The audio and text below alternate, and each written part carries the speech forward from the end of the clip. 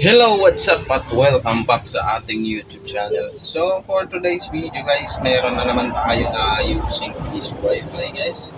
So, ito siya guys, yung ating Peace Wi-Fi na ayusin. So, pinadala ito ng may-ari dito sa atin. So, di ko alam kung subscriber siya. Pero nakita daw niya yung mga videos natin sa YouTube. Kasi subscriber natin siya guys. So, ito guys is Microtech based din.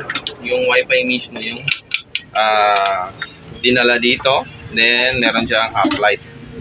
So ito yung half light niya guys, pinadala rin sa atin.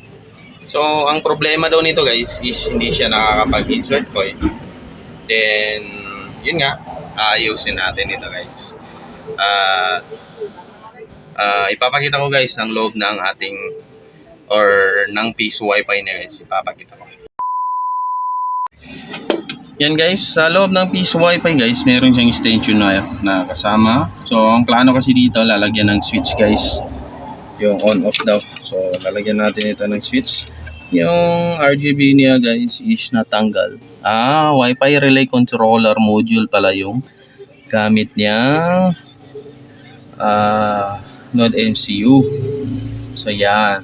So, may video tayo guys about dito kung paano ipa-flash itong Wi-Fi Relay Controller Module. So meron akong video dito guys kung paano i-flash. Kung gusto nyo panoorin guys, ilalagay ko na lang sa screen guys at hanapin nila sa ating YouTube channel. So yun lang, wireless base yung setup nito guys. Then, so ayan guys, ito yung piece of Wi-Fi na aayusin natin. Then ito guys, tingin ko tatanggalin na natin itong mga sticker na to, pati ito. So ito, papalitan natin ng sticker guys para medyo bumago yung ating yung aayusin natin Peace Wi-Fi guys. Yeah. So yun nga guys, pag na okay na to guys is itatry natin sa ating PC guys. So abangan niyo guys at aayusin ko muna to. So, before tayo mag-start or i-test yung ating Peace Wi-Fi guys, is meron muna akong i-share sa inyo guys. So, dito guys, meron tayong mga member. Yan. So, eto guys is shout out sa kanilang lahat. So, may isang naka VIP. Tapos, meron naka light. Yan, si shout out po kay Sir Hermosada Caro. Then may DIY channel ito, supported kung talaga ito siya, lagi siyang nag-abel ng membership. So yung iba share, ito sila. So shoutout po sa inyo guys. Maraming salamat po sa pag-member sa ating YouTube channel. So ano bang makukuha natin dito sa YouTube channel natin or sa member sa YouTube channel? Actually wala naman akong tutorial dito about dito, pero pwede sa light. Ito kasi. So hello guys at welcome back sa post na muna natin yan. Ito kasi siya guys, sa light guys is pwede kayong makakuha ng siguro 2 or 3 portal pang 1.5 or mga free script guys, direct nyo lang. Then dito sa premium guys, pwede kayong mag-request ng kahit anong portal basta meron ako or script na meron ako. Then dito sa ating VIP guys, i-explain ko lang ano bang makukuha natin dito sa VIP. So meron akong post dito sa VIP natin, which is ito siya guys. Ito lahat yung makukuha nyo guys. Yung Starlink configuration and script, yan, mada-download nyo yan. Yung 1.5 full script and tutorial, yung Mecmon for design portal, yung 1.5 VLAN centralized for hex. Mayroon din tayong firmware ng Brazilian guys, yung mga HG6245D, pwede nyo i-Brazilian, meron tayong firmware nyan.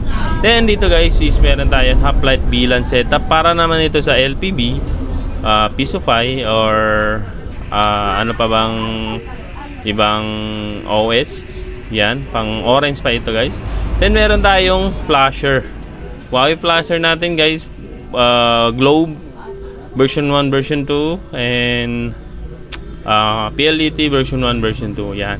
So, i-update ko pa rin yan kung meron tayong panibagong member guys dito, or magbi-VIP kayo guys. So sa halagang 499 makukuha nyo lahat ng script na to guys. Ito, then pag tingin ko mga 3 or 4 na member, gagawa ko ng mga separated video dito patungkol sa ating mga piso wifi guys. Then pwede kayong mag-comment dito guys, or pwede rin kayong mag-request guys tulad nito, di ba? Yan, for member only lang ito guys.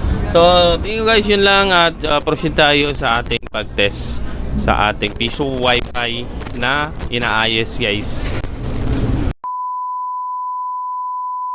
So yan guys, natapos na natin yung ating piso wifi at itatry na natin. So connect tayo dito sa Beauty Piso Wifi, kasi yan yung SSID nung piso wifi nila, which is yung Beauty Piso Wifi.